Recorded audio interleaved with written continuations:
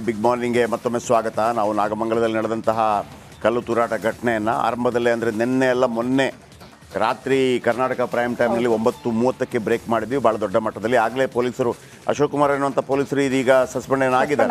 ಆದರೆ ನೀವು ಒಂದು ಎಚ್ಚರಿಕೆ ವಹಿಸ್ಕೊಂಡಿದ್ರೆ ಇಂಥದ್ದೆಲ್ಲ ಆಗಿರಲಿಕ್ಕಿಲ್ಲ. ಕೆಲವರು ಅಳ್ತಾ ಇರೋದು ನೋಡಿದಾಗ ಭಾಳ ದುಃಖ ಆಯ್ತಪ್ಪ ನನಗೆ.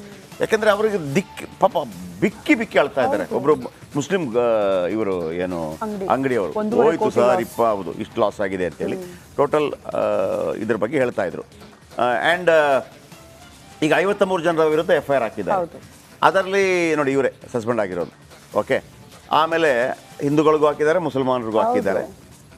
ಇವರು ಹೇಳ್ತಿರೋದು ಏನು ಅಂತಂದರೆ ಫಸ್ಟ್ ಕಲ್ಲೊಡೆದಿದ್ದು ಅವರು A1 A2 A3 ಎಲ್ಲ ಅವ್ರು ಇರಬೇಕಿತ್ತು, ಹಿಂದೂಗಳನ್ನು ಹಾಕಿದ್ದಾರೆ ಅಂತ ಇವರ ಆರೋಪ. ನಾನು ಹೇಳ್ತಿರೋದೇನು ಗೊತ್ತಾ, ನೀವು ಹಿಂದೂಗಳೋ ಮುಸಲ್ಮಾನರೋ ಒಂದಂತೂ ಅಲ್ಲಿಯ ಶಾಂತಿಯನ್ನು ಹಾಳು ಮಾಡಾಕ್ಬಿಟ್ರಿ. ನೀವೇ ಮನಸ್ಸು ಮಾಡಿದ್ದರೆ ಈ ಪ್ರಾಬ್ಲಮ್ ಆಗ್ತಾ ಇರಲಿಲ್ಲ. ರಾಜಕಾರಣಿಗಳು ಬಂದು ನಿಮ್ಮ ಹತ್ರ ಈಗ ಅದೇ ಬೆಂಕಿ ಹೊರಿತಾ ಇರುತ್ತಲ್ಲ, ಬಂದು ಸಿಗರೇಟ್ ಹಚ್ಚಿ ಬಿಡಿಳಿತಾ ಇರ್ತಾರೆ, ಎಷ್ಟು ಟಿಕೆಟ್ ಎಷ್ಟು ಲಾಭ ಸಿಗುತ್ತೆ ಎಷ್ಟು ಲಾಭ ಸಿಗೋದಿಲ್ಲ ಅಂತೇಳಿ. ನೀವು ಆ ಊರವರು, ನಿಮ್ಗೆ ಗೊತ್ತಿದೆ ಅನ್ಯೋನ್ಯತೆಯಲ್ಲಿ ಹೆಂಗಿರಬೇಕು ಅಂತೇಳಿ. ರಾಜಕಾರಣಿಗಳು ಬೆಂಕಿ ಇಡಕ್ಕೆ ಬಂದಿರ್ತಾರೆ. ಗಣೇಶೋತ್ಸವಕ್ಕೆ ಅಡ್ಡಿಪಡಿಸುವಂಥ ಧೈರ್ಯ ತೋರಿಸಿದ್ಯಾರು? ಗಣೇಶೋತ್ಸವ ಮಾಡಬೇಕಲ್ವಾ? ಗಣೇಶೋತ್ಸವ ಮಾಡುವಾಗ ಅಲ್ಲಿ ಜೈ ಶ್ರೀರಾಮ್ ಘೋಷಣೆ ಬಂದೇ ಬರ್ತದೆ. ನಾಳೆ 14ಕ್ಕೆ ಈದ್ ಫೆಸ್ಟಿವಲ್ ಇದೆ, ಅಲ್ಲಾಹ್ ಅಕ್ಬರ್ ಘೋಷಣೆ ಬಂದೇ ಬರ್ತದೆ. ಆ ಸಂದರ್ಭದಲ್ಲಿ ಪರಿಸ್ಥಿತಿ ಕೈಮೀರಿ ಹೋಗದ ಹಾಗೆ ನೋಡ್ಕೊಳ್ಳುವಂಥ ಜವಾಬ್ದಾರಿ ಪೊಲೀಸರಿಗೆ. ಎಷ್ಟು 53 FIR ಆಗಿದೆ, ಒಂದು 2-3 ಕೋಟಿಯದ್ದಷ್ಟು ನಷ್ಟ ಉಂಟಾಗಿದೆ. ಆಮೇಲೆ ಅಲ್ಲೂ ಕೂಡ ರಾಜಕೀಯಗಳಾಗ್ತಾ ಇದೆ. ನಾವು ಇವರನ್ನ ಸೇಫ್ ಮಾಡಬೇಕು, ಅವ್ರನ್ನ ಸೇಫ್ ಮಾಡಬೇಕು. ಸರ್, ಸಮಾಜವನ್ನು ಸೇಫ್ ಮಾಡಿ, ಅವ್ರು ತನ್ನಿಂದಾನೇ ಸೇಫ್ ಆಗ್ತಾರೆ. ಬನ್ನಿ, ನಾಗೇಂದ್ರ ಬಾಬು ನಮ್ಮೊಂದಿಗೆ ನೇರ ಸಂಪರ್ಕದಲ್ಲಿ. ನಾಗೇಂದ್ರ ಬಾಬು, ಮೊನ್ನೆಯಿಂದ ನೀವು ನೋಡ್ತಾನೆ ಇದ್ದೀರಿ, ಅಲ್ಲಿಂದ ಇಲ್ಲಿ ತನಕ ಏನಾಯಿತು? ಈಗ ತಹಬದಿಗೆ ಬಂದಿದೆಯಾ ಅಥವಾ ಇಲ್ಲೂ ರಾಜಕೀಯ ಮಾತ್ರ ನಡೀತಾ ಇದೆ? ಯಾರು ಏನು ಅನ್ನೋದ್ರ ಬಗ್ಗೆ ಒಂದು ಕ್ಲಾರಿಟಿ ಸಿಗ್ತಾ ಇದೆಯಾ? ಒಂದೊಂದು ವರ್ಗ ಒಂದೊಂದು ಏನು ಮಾಹಿತಿ ಕೊಡ್ತಾ ಇದೆ? ನಿಜವಾಗ್ಲೂ ಮನಸ್ಸು ಮಾಡಿದ್ದಿದ್ರೆ ಗಣೇಶೋತ್ಸವನ ಅಚ್ಚುಕಟ್ಟಾಗಿ ನಡೆಸ್ಬೋದಾಗಿತ್ತ?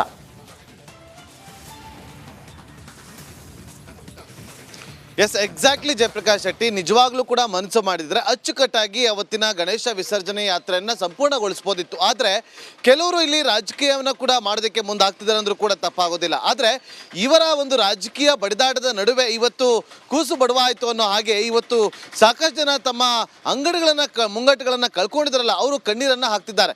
ಜಯಪ್ರಕಾಶ್ ಶೆಟ್ಟಿ ನೋಡಿ, ಇವತ್ತು ಕುಮಾರಸ್ವಾಮಿ ಅವರು ಈ ಒಂದು ಜಾಗಕ್ಕೆ ಬಂದು ಪರಿಶೀಲನೆ ಮಾಡಿ FIR ಒಂದು ನಕಲಿ ಅನ್ನುವ ವಿಚಾರವನ್ನು ಅಲ್ಲಿ ಪ್ರಸ್ತಾಪ ಮಾಡ್ತಾ ಹೋಗ್ತಾರೆ. ಪ್ರಮುಖವಾಗಿ ನೋಡಿ ಜಯಪ್ರಕಾಶ್ ಶೆಟ್ಟಿ, ಕಳೆದ 3 ದಿನಗಳಿಂದಲೂ ಕೂಡ ನಾವು ರಿಪಬ್ಲಿಕ್ ಕನ್ನಡ ಇಲ್ಲಿಂದ ಗ್ರೌಂಡ್ ರಿಪೋರ್ಟ್ ಅನ್ನು ಮಾಡುವಂತ ಕೆಲಸವನ್ನ ಮಾಡ್ತಾ ಇದೆ. ಒಂದು ವಿಚಾರವನ್ನ ಹೇಳ್ಬೇಕು ನೋಡಿ, ಕಳೆದ ವರ್ಷವೂ ಕೂಡ ಗಣೇಶ ವಿಸರ್ಜನೆ ಯಾತ್ರೆ ನಡೆಯುವಂತ ಸಂದರ್ಭದಲ್ಲಿ ಗಲಾಟೆ ಆಗಿತ್ತು. ಈ ಬಾರಿಯೂ ಕೂಡ ಅದೇ ಮಾರ್ಗದಲ್ಲಿ ಗಣೇಶ ವಿಸರ್ಜನೆಯ ಯಾತ್ರೆ ಸಾಗುತ್ತೆ ಅಂತೇಳಿ ಮುಂಚಿತವಾಗಿ ಎಲ್ಲರಿಗೂ ಕೂಡ ಗೊತ್ತಿತ್ತು. ಆದ್ರೆ ಪೊಲೀಸರು ಅದಕ್ಕೆ ಸಂಬಂಧಪಟ್ಟಂತ ಸೂಕ್ತ ವ್ಯವಸ್ಥೆಯನ್ನ ಮಾಡ್ಕೋಬೇಕಾಗಿತ್ತು. ಆದ್ರೆ ಯಾವುದೇ ರೀತಿಯಾದಂತ ವ್ಯವಸ್ಥೆಯನ್ನ ಮಾಡಿಕೊಂಡಿರಲಿಲ್ಲ. ಕೇವಲ 4 ಜನ ಅಲ್ಲಿ ಸಿಬ್ಬಂದಿಗಳನ್ನ ಹೊರತುಪಡಿಸಿದ್ರೆ ಬೇರೆ ಯಾರು ಇರಲಿಲ್ಲ ಅನ್ನೋದು ರಿಪಬ್ಲಿಕ್ ಕನ್ನಡಕ್ಕೆ ಸಿಕ್ಕಿರುವಂತ ಒಂದು ಮಾಹಿತಿ. ಸೊ ಹಾಗಾಗಿ ಪೊಲೀಸ್ ಇಲಾಖೆಯ ಒಂದು ವೈಫಲ್ಯತೆಯಿಂದಾಗಿ ಇಷ್ಟೆಲ್ಲ ಆಗಿದೆ ಅನ್ನೋದು ಕೂಡ ಇಲ್ಲಿ ಸ್ಪಷ್ಟವಾಗಿ ಗೊತ್ತಾಗ್ತಾ ಇದೆ. ಅದಾದ ಬಳಿಕ ಈಗ ಪರಿಸ್ಥಿತಿ ಕಂಪ್ಲೀಟ್ ಆಗಿ ತಹಬದಿಗೆ ಬಂದಿದೆ. ಜೊತೆಗೆ ಎಲ್ಲರೂ ಕೂಡ ಯಥಾಸ್ಥಿತಿ ಅಂತ ಎಂದಿನಂತೆ ತಮ್ಮ ಕಾರ್ಯ ಚಟುವಟಿಕೆಗಳಿಗೆ ಮುಂದಾಗ್ತಿದ್ದಾರೆ. ಆದರೆ ಹೆಚ್ಚಿನ ಸಂಖ್ಯೆಯಲ್ಲಿ ಜನರನ್ನ ನಿಲ್ಲೋದಕ್ಕೆ ಬಿಡ್ತಾರೆ. ಯಾಕೆಂದ್ರೆ 14ನೇ ತಾರೀಕುವರೆಗೂ ಕೂಡ 144 ಸೆಕ್ಷನ್ ಜಾರಿ ಮಾಡಿರುವಂತ ಹಿನ್ನೆಲೆಯಲ್ಲಿ ಹೆಚ್ಚಿನ ಸಂಖ್ಯೆಯಲ್ಲಿ ಪೊಲೀಸರನ್ನ ಕೂಡ ನಾಗಮಂಗಲದಲ್ಲಿ ನಿಯೋಜನೆ ಮಾಡಲಾಗಿದೆ. ನಿನ್ನೆ ರೂಟ್ ಮಾರ್ಚ್ ಅನ್ನು ಕೂಡ ಮಾಡುವ ಮೂಲಕ ಜನರಲ್ಲಿ ಒಂದು ಭಯ ಏನಿತ್ತು ಅದನ್ನ ದೂರ ಮಾಡುವಂತ ಕೆಲಸವನ್ನ ಪೊಲೀಸರು ಮಾಡಿದ್ದಾರೆ. ಸೊ ಹಾಗಾಗಿ ಇವತ್ತಿನ ಸ್ಥಿತಿಯನ್ನ ಗಮನಿಸಿದ್ರೆ ಒಂದು ಇಲ್ಲಿನ ಪರಿಸ್ಥಿತಿ ವಾತಾವರಣ ತಹಬದಿಗೆ ಬಂದಿದೆ. ಜಯಪ್ರಕಾಶ್, ಥ್ಯಾಂಕ್ ಯು ನಿಮ್ಮೆಲ್ಲ ಅಪ್ಡೇಟ್ಸ್ಗಾಗಿ. ಕೆ ಮಂಜು ಇವರು ಖ್ಯಾತ ನಿರ್ಮಾಪಕರು. ರಾಜಾವಲಿ ಸಿನಿಮಾ ಎಲ್ಲ ಇದೆಯಲ್ಲ, ಆ ಸಿನಿಮಾ ಎಲ್ಲ ಪ್ರೊಡ್ಯೂಸ್ ಮಾಡಿದ್ದಿವ್ರೆ, ಒಳ್ಳೆ ಒಳ್ಳೆ ಸಿನಿಮಾಗಳನ್ನು ಮಾಡಿದ್ದಾರೆ. ಈಗ ಅವರನ್ನು ಇವತ್ತು ನಾವು ಮಾತಾಡಿಸಿದ್ವಿ ದರ್ಶನ್ ವಿಚಾರಕ್ಕೆ ಸಂಬಂಧಪಟ್ಟ ಹಾಗೆ. ಅವರು ಮಾತಾಡಿದ್ದಾರೆ. ಮಾಧ್ಯಮಗಳು ದರ್ಶನ್ಗೆ ಜಿದ್ದಿಗೆ ಬಿದ್ದ ಹಾಗೆ ತೆಗೆದುಕೊಂಡಿದ್ದಾವೆ. ದರ್ಶನ್ನ ಯಾಕೆ ಟಾರ್ಗೆಟ್ ಮಾಡ್ತಾ ಇದ್ದಾರೆ?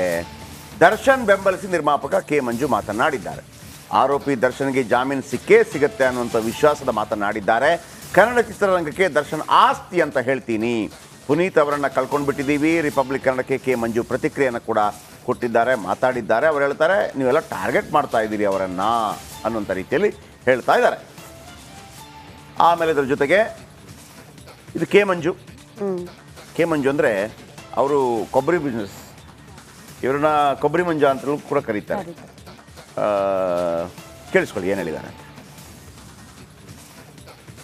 ಶೀಟ್ ಆ್ಯಕ್ಚುಲಿ ಕಾನೂನು ಪ್ರಕಾರ ಅದಕ್ಕೆ ಸರ್ 90 ದಿನ ಒಳಗಾಗಬೇಕು. ಅದನ್ನು ನಮ್ಮ ಅಧಿಕಾರಿಗಳು ಮಾಡಿದ್ದಾರೆ. 90 ದಿನ ಮೇಲೆ ಅವ್ರು ಬೇಲ್ ಅಪ್ಲೈ ಮಾಡಬೇಕು, ಮಾಡ್ತಾರೆ. ಅವ್ರ ಮನೆಯವ್ರಿಗೆ ಗೊತ್ತಿದೆ ಏನು ಯಾವ ರೀತಿ ಹುಡ್ಕೊಂಡ್ರೆ. ಯಾಕೆಂದರೆ ಈ ಥರ ಕೇಸ್ಗಳು ಎಷ್ಟಾಗಿದೆ. ಈ ದರ್ಶನ್ ಒಂದೇನೆ ಫಸ್ಟ್ ಟೈಮ್ ಕೇಸ್ ಅದು ಇಲ್ಲ. ಈ ಥರ ಎಷ್ಟು ಇನ್ನೂ ಇದಕ್ಕಿಂತ ತುಂಬ ಇನ್ನೂ ಬೇರೆ ಥರ ಇದೆ. ಅದು ದರ್ಶನ್ ಯಾಕೆ ಟಾರ್ಗೆಟ್ ತುಂಬ ಹೈಲೈಟ್ ಆಗಿರುತ್ತೆ. ಒಬ್ಬ ನಟ, ಒಬ್ಬ ಸೆಲೆಬ್ರಿಟಿ ಅಂತ.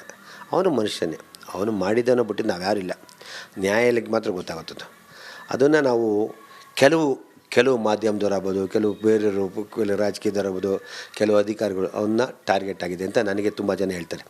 ನಾನು ನೋಡಿಲ್ಲ, ಕೇಳಿದ್ದೀನಿ ಅಷ್ಟೇ. ಒಬ್ಬ ಕಲಾವಿದ ಅವನು ತಪ್ಪು ಮಾಡಿದ್ದನ್ನು ಬಿಟ್ಟು ನಮ್ಗೆ ಯಾರು ಗೊತ್ತಿಲ್ಲ. ಅಂದರೆ ಒಳ್ಳೆ ಕಲಾವಿದ, ಅವ್ನಿಗೆ ಒಳ್ಳೇದಾಗಲಿ ಅಂತ ಹೇಳೋಕ್ಕೆ ಇಷ್ಟಪಡ್ತೀನಿ. ನಿಜವಾಗ್ಲೂ ಈ ದಸರಾಗೆ ಬಂದು ಚಾಮುಂಡೇಶ್ವರಿಯನ್ನು ಕರೆಸ್ಕೊಳ್ಳಿ, ಬೇಲಾಗಲಿ. ಅದೇ ರೀತಿ ನಮ್ಮ ವೀರೇಂದ್ರ ಸ್ವಾಮಿ ಅವನು ಅವ್ರ ಶ್ರೀಮತಿಗೆ ನಮ್ಮ ಸರ್ಕಾರದಲ್ಲಿ ಯಾವುದಾದ್ರು ಒಂದು ಕೆಲಸ ಕೊಡಲಿ. ಸರ್ಕಾರದ ಒಂದು ಕೆಲಸ ಎಷ್ಟೋ ಜನ ಕೊಟ್ಟಿದ್ದೀರಾ. ನಮ್ಮ ರಾಜ್ಯ ಸರ್ಕಾರಕ್ಕೆ ದಯವಿಟ್ಟು ಮನವಿ ಮಾಡ್ತೀನಿ, ಯಾವುದಾದ್ರು ಒಂದು ಪೋಸ್ಟ್ ಕೊಡಿ ಆ ಹೆಣ್ಣು ಮಗುಗೆ, ಒಳ್ಳೇದಾಗಲಿ. ಅವ್ರ ತಂದೆ ತಾಯಿಗೆ ನೋಡ್ಕೊಳ್ಳೋಂಥ ಪಾಪ ಆ ಹೆಣ್ಮಗು ಆಗಲಿ. ದರ್ಶನ್ ಬಂದಮೇಲೆ ಏನಾದ್ರು ಮಾಡ್ತಾರೆ. ಇವತ್ತು ಆಲ್ರೆಡಿ ನಾವು ಚಿತ್ರರಂಗದಲ್ಲಿ ನಮ್ಮ ಪುನೀತ್ ರಾಜ್ಕುಮಾರ್ ಕಳ್ಕೊಂಡು ಚಿತ್ರರಂಗ ತುಂಬ ಸೊರಗ್ತಾ ಇದ್ದೀವಿ. ನಾವು ತುಂಬ ಒಳ್ಳೊಳ್ಳೆ ಕಲಾವಿದರು ಕಳ್ಕೊಂಡ್ಬಿಟ್ಟಿದ್ದೀವಿ. ದರ್ಶನ ಕಳ್ಕೊಂಡ್ರೆ ತುಂಬ ಕಷ್ಟ ಆಗ್ಬಿಡುತ್ತೆ. ಅದರಿಂದ ಅವ್ರು ಬೇಗ ಬರಲಿ. ಅಭಿಮಾನಿಗಳು ದಯವಿಟ್ಟು ಅಷ್ಟೇ, ನೀವು ಆತುರವಾಗಿ ಮಾತಾಡೋದು ಏನನ್ನು ಹುಚ್ಚುಟ್ಟಂತ ಮಾತಾಡಬೇಡಿ. ಎಲ್ಲರೂ ಯಾವ ಥರ ಇವತ್ತು ಕಿತ್ತಾರೆ, ನಾಳೆ ಒಂದಾಗ್ತಾರೆ. ಅದರಿಂದ ಭೇದ ಭಾವ ಬಿಟ್ಟು ಅವ್ರು ಒಳ್ಳೇದಾಗಲಿ ಅಂತ ಪೂಜೆ ಮಾಡಿ, ಅದನ್ನು ಬಿಟ್ಬಿಟ್ಟು ನಾವು ಏನೇ ಮಾಡಿದ್ರೆ ನ್ಯಾಯಾಲಯಕ್ಕೆ ಎಲ್ಲರೂ ಸುಮ್ಮನೆ ಒಂದು ಬರ್ತದೆ. ನಮ್ಮ ನ್ಯಾಯಮೂರ್ತಿಗಳೆಲ್ಲ ಗೊತ್ತಿರ್ತದೆ, ಕೋರ್ಟ್ ಗೊತ್ತಿರ್ತದೆ. ಕೋರ್ಟ್ಗೆ ಆ್ಯಕ್ಚುಲಿ ಬೇಲ್ ಕೊಡಬಾರ್ದು ಅಂತ ಎಷ್ಟೋ ಜನ ಬೇಕು ಅಂತ ಮಾಧ್ಯಮದಲ್ಲಿ ಆಗ್ತಾ ಅಂತ ಹೇಳ್ತಾರೆ. ಮಾಧ್ಯಮದವ್ರಿಗೆ ಸರ್ಕಾರದವ್ರು ತುಂಬ ಜನ ಏನು ಹೇಳ್ತಾವ್ರೆ, ಅದನ್ನು ಹೈಲೈಟ್ ಆಗಲಿ ಹೇಳ್ತಾರೆ. ಅದನ್ನು ನ್ಯಾಯಾಲಯ ಗೊತ್ತಿರ್ತಿ ಅವ್ರು ಎಂತೆಂಥ ಕೇಸ್ ಕೊಡಬೇಕು ಅಂತ. ನ್ಯಾಯಮೂರ್ತಿಗಳು ದಯವಿಟ್ಟು ಅವನಿಗೆ ಬೇಗ ಬೇಲ್ ಕೊಡಲಿ ಅಂತ ನಾನು ಮನವಿ ಮಾಡ್ತೀನಿ. ನನ್ನ ವೈಯಕ್ತಿಕ ವಿಚಾರ ನಾನು ಮನವಿ ಮಾಡ್ತೀನಿ. ಯಾಕೆಂದ್ರೆ ತುಂಬ ಜನ ಪ್ರೊಡ್ಯೂಸರ್ ದುಡ್ಡು ಕೊಟ್ಟಿದ್ದಾರೆ, ತುಂಬ ಜನ ಟೆಕ್ನಿಷಿಯನ್ಗೆ ಕೆಲಸ ಸಿಗುತ್ತೆ, ತುಂಬ ಥಿಯೇಟ್ರುಗಳಿಗೆ ಸಿನಿಮಾ ಬರುತ್ತೆ ಅಂತ. ಇದೆಲ್ಲ ಇದ್ರೂ ಆದರೂ ಆ ಮನೆಗೆ ಒಂದು ಆ ಹುಡುಗನಿಗೆ ನ್ಯಾಯನೂ ಸಿಗಬೇಕು, ಏನಾದ್ರು ಬಂದು ಮಾಡಿಕೊಡ್ಬೇಕು. ಅಂದರೆ ಇವರು ಮಾಡಿದ್ದಾರೆ ಅಂತ ಕಾನೂನಲ್ಲಿ ನನಗೆ ಗೊತ್ತಿರೋ ಪ್ರಕಾರ, ಈ ಸ್ಟೇಟ್ಮೆಂಟ್ ಪ್ರಕಾರ ದರ್ಶನ್ ಅವ್ರ ಕೈಯಿಂದ ಏನಾಗಿಲ್ಲ. ಆಗಿದೆ, ಯಾರಿಂದ ಆಗಿದೆ ಗೊತ್ತಿಲ್ಲ. ಆದ್ದರಿಂದ ಎಲ್ಲರಿಗೂ ಒಳ್ಳೆಯದಾಗಲಿ, ಇಷ್ಟು ಬೇಗ ಆಚೆ ಬರಲಿ ದರ್ಶನ್ ಅವ್ರ ಅಂತ ಕೇಳ್ಕೊತೀನಿ. ನಮ್ಮ ಚಿತ್ರರಂಗ ತುಂಬ ಸೋತೋಗಿದೆ. ನಾವು ಆಲ್ರೆಡಿ ತುಂಬ ಜನ ಕಳ್ಕೊಂಡಿದ್ವಿ. ಪವರ್ ಸ್ಟಾರ್ನೂ ಕಳ್ಕೊಂಡು ತುಂಬ ನೊಂದೋಗ್ಬಿಟ್ಟಿದ್ವಿ. ಸಿನಿಮಾಗಳು ಬರಲಿ, ಬೇರೆ ಭಾಷೆ ಸಿನಿಮಾಗಳು ನಾಳೆ ದಿನ ಇನ್ನು 10 ವರ್ಷ, ಕೇವಲ 10ರಿಂದ 5-6 ವರ್ಷದಲ್ಲಿ ನಾವು ಯಾರು ಇರಲ್ದಂಗೆ ಆಗ್ಬಿಡ್ತೇವೆ ಸಿನಿಮಾ. ನೀವೆಲ್ಲ ನಮ್ಮ ಕಲಾವಿದರುಗಳು ತುಂಬ ಜನ ಒಳ್ಳೊಳ್ಳೆ ಕಲಾವಿದರು ನಮ್ಮಲ್ಲಿದ್ದಾರೆ. ಚಾರ್ಜ್ಶೀಟ್ ನೋಡಿದ್ರೆ ಬೇಲಾಗಲ್ಲ ನೀವು ಹೇಳ್ತಿದ್ರೆ, ನನಗೆ ಹೇಳ್ತಾರೆ ಚಾರ್ಜ್ಶೀಟ್ ಬೇಲ್ ಆಗ್ತಾಯಿದೆ ಅಂತ. ನಮ್ಮ ಲಾಯರ್ಗಳೇನು ಕಮ್ಮಿ ಇದ್ದಾರಮ್ಮ, ಎಲ್ಲ ವಿದ್ಯಾವಂತರು, ಬುದ್ಧಿವಂತರು, ಶಾರ್ಪ್ ಶೂಟರ್ ಥರ ಇದ್ದಾರೆ. ಒಂದಕ್ಕೊಂದು ಪಾಯಿಂಟ್ ಹಾಕ್ತಾರೆ. ದೇವರನ್ನೇ ಅವ್ರ ನ್ಯಾಯಾಲಯದಲ್ಲಿ ಗೆತ್ಕೊಂಬರ್ತಾರೆ. ನ್ಯಾಯಮೂರ್ತಿಗಳ ಹತ್ರ ವಾದಿಸ್ತಾರೆ. ನ್ಯಾಯಮೂರ್ತಿ ಕನ್ವಿನ್ಸ್ ಮಾಡ್ತಾರೆ. ಗ್ಯಾರಂಟಿ ದರ್ಶನ ಬೇಲಿನ ತತ್ತಾರೆ. ನನಗೆ ನಂಬಿಕೆ ಇದೆ. ಪೇರಲ್ಲಿಲ್ಲಮ್ಮ, ಇದರಲ್ಲೇ ಬರ್ತಾರೆ, ಬೇಲಾಗುತ್ತೆ. ಅಮ್ಮ ನಮ್ಮ ನ್ಯಾಯಾಲಯದ ಎಂತೆಂಥ ಹುಡುಗರು ಅವರಮ್ಮ, ಎಂತೆಂಥ ಹುಲಿಗಳವರೇ ನಮ್ಮ ಲಾಯರ್ಗಳು. ಈ ಕೊಟ್ಬಿಟ್ರೆ ಎಷ್ಟು ಜನ ಅವ್ರು ನಾನು ಕೊಡಿ ಅಂತಾರೆ. ಅವ್ರ ಮನೆಯವ್ರು ಯಾರು ಮೀಟ್ ಮಾಡ್ತಾ ಗೊತ್ತಿಲ್ಲ. 100% ಆಗುತ್ತೆ. ಆಮೇಲೆ ನ್ಯಾಯಾಲಯದ ದರ್ಶನ ಮಾಡಿದ್ದಾರೆ ಅಂತಿಲ್ಲ ಚಾರ್ಜ್ ಶೀಟಲ್ಲಿ. ಕಾನೂನು ದಯವಿಟ್ಟು ಇವತ್ತು ನಾವೆಲ್ಲ ಗೌರವಿಸಬೇಕು. ಡಿಪಾರ್ಟ್ಮೆಂಟ್ ಎಲ್ಲ ಇವತ್ತು ಯಾವ ಸೆಲೆಬ್ರಿಟಿಗೂ ಬಿಟ್ಟಿಲ್ಲ ಅನ್ನೋದೊಂದು ಪಾಯಿಂಟು. ಇವತ್ತು ಜನಸಾಮಾನ್ಯರು ತಿಳ್ಕೊಬೇಕು. ಸೆಲೆಬ್ರಿಟಿ ಬಿಟ್ಬಿಡ್ತಾರೆ ಅಂತ ಇವತ್ತು ಬಿಟ್ಟು. ಸಿನಿಮಾ ರಂಗದವ್ರು ಮಾತಾಡುವಾಗ ಭಾಳ ಆಶ್ಚರ್ಯ ಆಗುತ್ತೆ. ನಾನು ಅದನ್ನು ಕೇಳಿದ್ದು. ಮಂಜು ಅವರೇ, ನೀವು ವಿಷ್ಣುವರ್ಧನ್ ಅವ್ರ ಜೊತೆ ಕೂಡ ಸಿನಿಮಾ ಮಾಡಿದಂಥವ್ರು ಅಲ್ವಾ? ನಿಮ್ಮನ್ನು ವಿಷ್ಣುವರ್ಧನ್ ಅವ್ರು ಏನು ಅಂತ ಕರೀತಾ ಇದ್ರು? ತಗಡೆ ಅಂತ ಕರೆದ್ರೆ ಯಾವತ್ತಾದರೂ? ರಾಜ್ಕುಮಾರ್ ಯಾವುದಾದ್ರೂ ನಿರ್ಮಾಪಕರನ್ನ ತಗಡೆ ಅಂತ ಕರೆದ್ರ? ನೀವು ನಿರ್ಮಾಪಕರಲ್ವಾ? ತಗಡೆ ಅಂತ ಕರೆದಾಗ ಹಂಗೆ ಕರಿಬಾರ್ದು ಅಂಥೇಳಿ ಒಂದು ನೋಟಿಸ್ ಕೊಡುವಂಥ ಧೈರ್ಯ ನಿಮಗೆ ಚಿತ್ರರಂಗದವ್ರಿಗಿತ್ತ? ಇರಲಿಲ್ಲ. ಕರಿಯ ಸಿನಿಮಾದ ಮೂಲಕ ದೊಡ್ಡ ಹಿಟ್ಟು ಕೊಟ್ಟಂತಹ ಪ್ರೇಮ್ ಅವರು, ಜೋಗಿ ಪ್ರೇಮ್ ಅವರು, ಅವರನ್ನು ನೀನೇನು ಪುಡಾಂಗ ಅಂದಾಗ ಹಂಗೆ ಹೇಳೋಂಗಿಲ್ಲ ಅಂತ ಹೇಳುವ ಧೈರ್ಯ ನಿಮ್ಗೆ ಯಾರಿಗಾದರೂ ಇತ್ತ? ನಿಖಿತಾ ತುಕ್ರಾಲ್ ಅವರನ್ನು ಬ್ಯಾನ್ ಮಾಡಿದ್ರಲ್ಲ, ಯಾವ ಮುಖ ಇಟ್ಕೊಂಡು ಬ್ಯಾನ್ ಮಾಡಿದ್ರಿ? ಏನು ತಪ್ಪು ಮಾಡಿದ್ಲ ಹೆಣ್ಣುಮಗಳು? ಮೀಟು ಆಗ್ತಾ ಇದೆ ಅಂತೇಳಿ ಶ್ರುತಿ ಹರಿಹರನ್ ಕೇಳಿದಾಗ ಆಕೆಯನ್ನೇ ಹೊರದಬ್ಬಿಟ್ರಲ್ಲ, ಏನು ಮುಖ ಇಟ್ಕೊಂಡು ಈಗ ಹೇಳ್ತೀರಿ ನೀವು? ರಾಜ್ಕುಮಾರ್ ಯಾವತ್ತೇನು ಹೇಳ್ತಾ ಇದ್ರು? ಅನ್ನದಾತರು. ವಿಷ್ಣುವರ್ಧನ್ ಹೇಳ್ತಾ ಇದ್ರು ಅನ್ನದಾತ, ನಿರ್ಮಾಪಕ, ನಿರ್ದೇಶಕ. ಇವತ್ತು ತಗಡೆ, ಪುಡಾಂಗ, ಆಮೇಲೆ ಆ ಥರದ ಹೇಳಿಕೆಗಳನ್ನು ಕೊಟ್ಟಾಗ, ಬಾಯಿಗೆ ಬಂದಂಗೆ ಬೈದಾಗ ನೀವೇನಾದರೂ ಹೇಳಿದ್ರಾ, ಮಾತಾಡಿದ್ರಾ? ಕೇವಲ ಲಾಭ ಸಿಗತ್ತೆ ಅಂತಂದರೆ ಅಂದರೆ ಪುಕ್ಷಟ ಸಿಕ್ಕಿದ್ರೆ ಪಿನಲ್ಲು ಕುಡಿತೀರಾ? ಹಂಗಾಯ್ತಲ್ಲ ಇದು. ಆ ಥರನ ಕೊಂದಿದ್ದಕ್ಕೆ ದುಃಖನೇ ಇಲ್ಲ.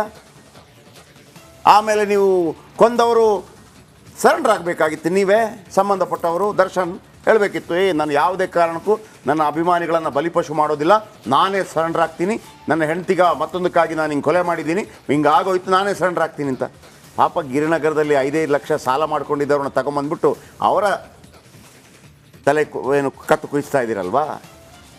ಇದು ಸರಿನಾ?